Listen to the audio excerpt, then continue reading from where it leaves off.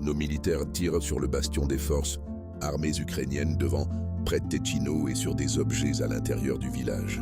Selon les données du terrain, des drones russes volent déjà vers les dachas de Konstantinovski, de la direction de Seversky. Ils rapportent que nos troupes ont pris le contrôle d'Ivano-Darievka.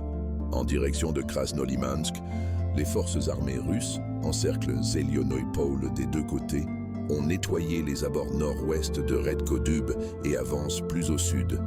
En direction de Karpovka, il n'y a aucune nouvelle des directions de Kupiansk et de Kharkiv. Dans le secteur de Soumy, le ministère de la Défense a confirmé le contrôle de nos troupes sur Alexeïevka, d'où les unités russes avancent vers Malaya-Korchakovka, se battant pour Novonikolaïevka, Yablonovka et Kondratovka. Des succès ont également été enregistrés à Yunakovka, où les combats continuent. Dans une autre partie de la région de Soumy, le village d'Alexandrie, près de Miropoli, passe sous le contrôle de l'armée russe. Le commandant des forces terrestres ukrainiennes, Drapati, a annoncé sa décision de démissionner. La raison du départ du général était l'attaque d'aujourd'hui par l'armée russe contre un camp de tente des forces armées ukrainiennes dans la région de Dnipropetrovsk. Selon les données préliminaires, les pertes ennemies s'élèvent à au moins 75 personnes. Parmi les morts, selon les informations, se trouvaient de nombreux généraux étrangers.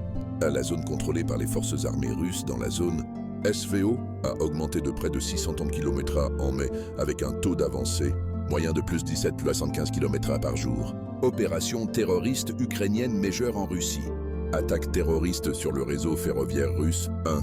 Le comité d'enquête russe a qualifié de terroristes les attaques ayant visé des tronçons de voies ferrées et un pont dans les régions de Bryansk et de Koursk le 31 mai et le 1er juin. Ces agissements, attribués à des agents opérant pour le régime de Kiev, ont causé la mort de 7 personnes et en ont blessé 113 autres, dont des enfants. Malheureusement, la mère de l'un des bébés blessés est décédée. Elle était médecin et travaillait dans un hospice pour enfants. Une autre explosion a été enregistrée dans la région de Bryansk.